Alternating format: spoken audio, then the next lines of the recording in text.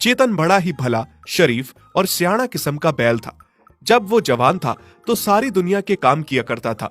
हरिराम उससे एक दिन में 10-10 खेत जुतवाने का काम लिया करता था। लेकिन समय के साथ ही अब वो बूढ़ा हो चुका था और वो पहले जैसा काम नहीं कर सकता था।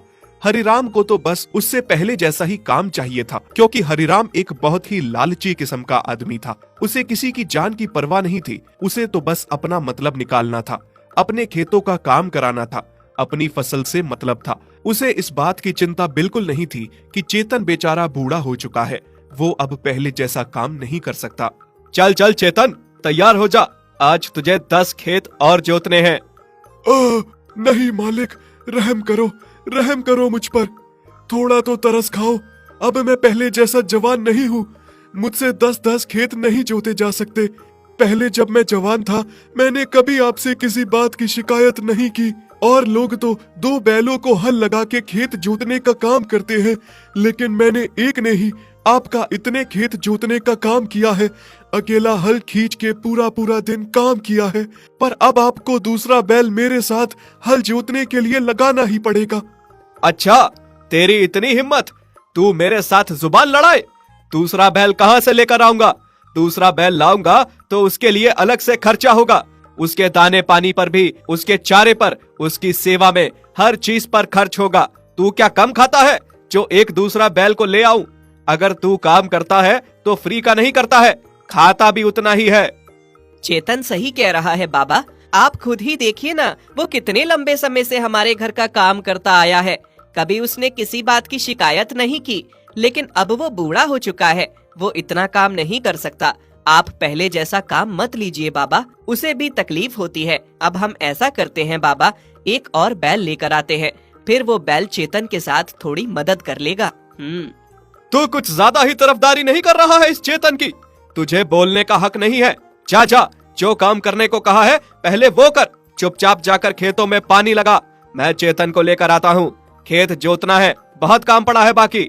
हरिराम के बेटे नीरज को चेतन पर बहुत तरस आता है, क्योंकि उसे सब पता था। वो सब जानता था कि उसके पिता बहुत गलत कर रहे हैं, लेकिन उसकी अपने पिता के आगे एक नहीं चलती थी। नीरज चेतन की मदद करना चाहता था दूसरा बैल लाकर, लेकिन उसका पिता नीरज को चेतन की मदद नहीं करने देता था। फिर खेत में हरिराम चेतन को एक हल लगाकर खेत जोतने लगा।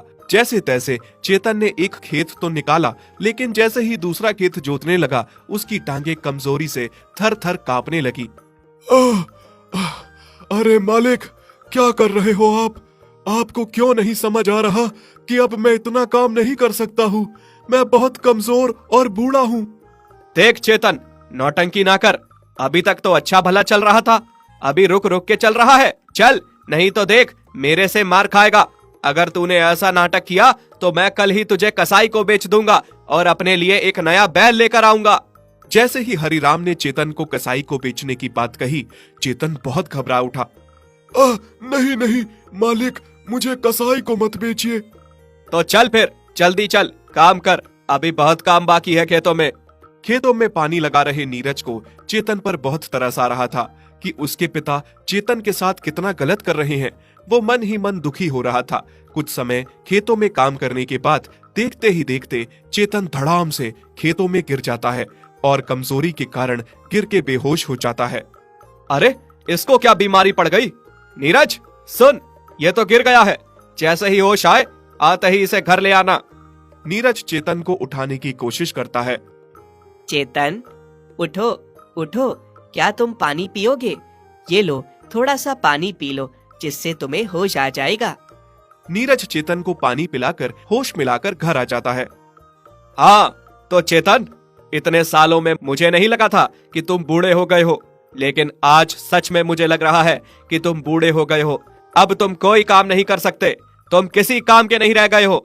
मुझे अब दूसरा बैल काम के लिए लाना ही पड़ेगा, और मैं तुम्हें मुफ्त का फ्री में यहाँ पर नहीं पाल सकता। मैंने तुम्हें बेचने की बात कर ली है। थोड़े दिनों में ग्राहक आता ही होगा और वो तुम्हें आकर ले जाएगा। नहीं मालिक, नहीं, रहम कीजिए मुझ पर, मुझे ना बेचिए। बस मेरे उन दिनों को याद करके मुझे रख लीजिए। मैंने आपके खेतों में शिद्दत से दिन रात काम किया है। एहसान फरामोश, मैंने क्या तुम्हारे लिए कम किया है? जितना मैंने तुम्हें खिलाया पिलाया है, किसी दूसरे घर में होते तो आज तक तुम मर चुके होते। हरिराम अपने लिए एक जवान और नया बैल लेकर आता है। वही चेतन की जगह पे उसे रखता है, खूब खिलाता पिलाता है और चेतन को बाहर ठंड में बांध देता है और ना उसे चारा देता है ना पानी। चेतन अपने मालिक से बहुत दुखी था कि उसने अपने मालिक के लिए इतना कुछ किया और वो सब भूलकर अंत में जाकर उसके साथ ये सब कर रहा है। मालिक, आप इतने खुदगर्ज हैं, मुझे नहीं पता था। आज आपने एक नया और जवान बैल लाया, उसे अंदर बांध दिया और मुझ पर इतना भी तरस नहीं है, मुझे ठंड में बाहर बांध दिया और फिर ना पानी दिया न चारा। क्या हम जानवरों की बस यही औकात है? बाबा, आप ये क्या कर रहे हो? नया बैल आने से आपने चेतन को बाहर बांध दिया, हालांकि अंदर जगह भी थी उसको भी अंदर बांधने के लिए, पर आपने उसे बाहर बांध दिया। इतनी ठंड में ना उसे खाना दिया ना पानी दिया।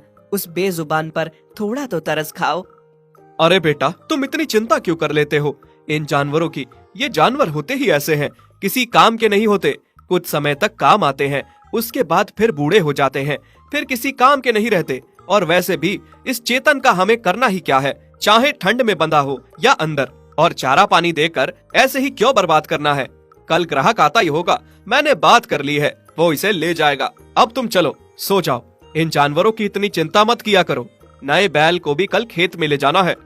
नीरज अपने पिता की बातें सुनकर बहुत हैरान रह गया था कि कोई इंसान इतना खुदगर्ज कैसे हो सकता है। जिस बैल ने सारी उम्र उस घर के लिए इतना किया, अब वो उसके सारे एहसान भूलकर उसको मरने के लिए ठंड में छोड़ गया है। बाबा, अब मुझे ही कुछ करना होगा। आपको अपनी गलती का एहसास दिलाना ही होगा। नीरज ने अब सोच लिया था कि अपने पिता को उसकी गलतियों का एहसास दिला कर ही रहेगा। भाई, तुम बाहर क्यों बंधे हो इतनी ठंड में? और कुछ खा क्यों नहीं रहे हो? क्या तुम्हें खाना नहीं दिया है? मैं अपनी मर्जी से बाहर नहीं बंधा हूँ, मुझे मालिक ने बाहर बांधा है, क्योंकि अब मैं उनके किसी काम का नहीं रहा हूँ। क्या मतलब? पहले मैं भी तुम्हारी तरह जवान और हट्टा कट्टा था। जब मुझे मालिक लेकर आए थे और मैं उनकी एक ही दिन में 10-10 खेत जोत दिया करता था, अकेला ही। पर अब मैं बूढ़ा हो चुका हूँ, मालिक के किसी काम का नहीं रहा हूँ, तो अब उन्होंने मुझे बेचने के लिए ग्राहक को बुलाया है और इसी कारण मुझे बाहर ठंड में बांध दिया गया है। चारा दाना पानी कुछ भी नहीं दिया है। उन्हें लगता है कि मुझे कुछ खिलाएंगे पिलाएंगे तो उन्हें इसका कुछ फायदा नहीं होगा। और अब तुम जवान हो, हट्टे कट्टे हो, तुम्हें लाया गया है, तुम्हें अंदर मेरी जगह पर ही बांध दिया गया है, इसीलिए तुम्हारी इतनी कदर हो रही है, क्योंकि तुम जवान हो, मालिक के खेत जोतोगे। क्या तुम सही कह रहे हो? इसका मतलब जैसे आज तुम्हारे साथ हो रहा है, कल जब मैं बूढ़ा हो जाऊंगा तो मालिक मेरे साथ भी ऐसा ही करेंगे। हाँ भाई, क्या पता, हो सकता है, क्योंकि इन इंसानों का कोई भरोसा नहीं है। मैंने मालिक के लिए इतने साल अपनी जिंदगी के लगा दिए, उन्होंने मेरे साथ ये सब किया, तो तुम्हारे साथ करने में कौन सी बड़ी बात होगी। हरिराम का नया बैल चिंता में आ गया था कि जैसे हरिराम ने अपने पुराने बैल चेतन के साथ किया, कल को जब वो बूढ़ा हो जाएगा तो वो उसके साथ भी ऐसा ही व्यवहार करेगा। फिर अगले दिन सुबह जैसे ही ग्राहक चेतन को लेने आता है, चेतन चुपचाप ग्राहक के साथ अपनी किस्मत समझकर उदास होकर वहां से जाने लगता है। तभी पीछे से नीरज बोलता है, रुको, तुम मेरे बैल चेतन को ऐसे लेकर नहीं जा सकते। क्या मतलब? ये बैल तुम्हारे पिता ने मुझे बेचा है? बेटा नीरज, तुम्हें क्या हो गया है? इस बूढ़े बैल के लिए क्यों इतना चिंतित होते हो? मैं इसे बेच चुका हूँ, जाने दो इसे। ठीक है पिताजी, मैं इसे जाने दूंगा, लेकिन आप मेरी भी एक बात सुन लीजिए। मैंने भी कुछ सोचा है। पिताजी, अभी तो आप काम कर सकते हैं, सब कुछ संभाल सकते हैं, घर बार खेत, लेकिन कल जब आप बूढ़े हो जाओगे, बेकार हो जाओगे, तो आप किसी काम के नहीं रहोगे, एकदम बेकार हो जाओगे। तब मैं आपको अनाथ आश्रम में जाकर छोड़ाऊंगा। ये तुम क्या कह रहे हो बेटा? सही तो कह रहा हूँ पिताजी, आप ही ने तो सिखाया है कि बूढ़े किसी काम के नहीं होते। जैसे चेतन के बूढ़े होने पर वो आपको बेकार लग रहा है और आप उसे बेच रहे हो, फिर चाहे वो इंसान हो या जानवर हो, बूढ़ा तो बूढ़ा ही होता है, वो किसी काम का नहीं होता। ये सब सुनकर हरिराम बहुत शर्मिंदा हो जाता है और सोचता है कि इतनी छोटी सी उम्र में उसके बेटे ने उसकी आंखें खोल दी और उसे गलत करने से रोक दिया।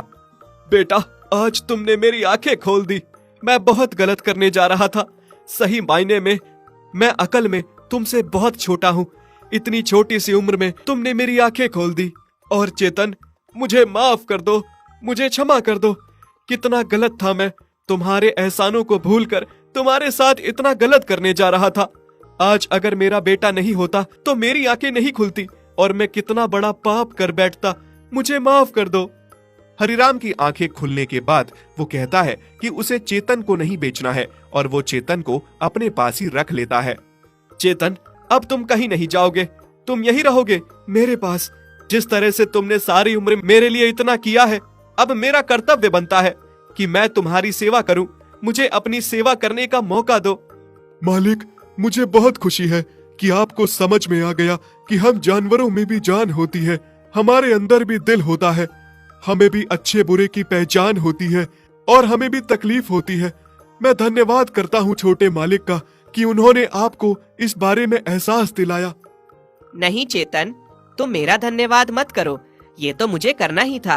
तुमने हमारे लिए इतना कुछ किया है तो हमारा कर्तव्य नहीं बनता क्या तुम्हारे लिए?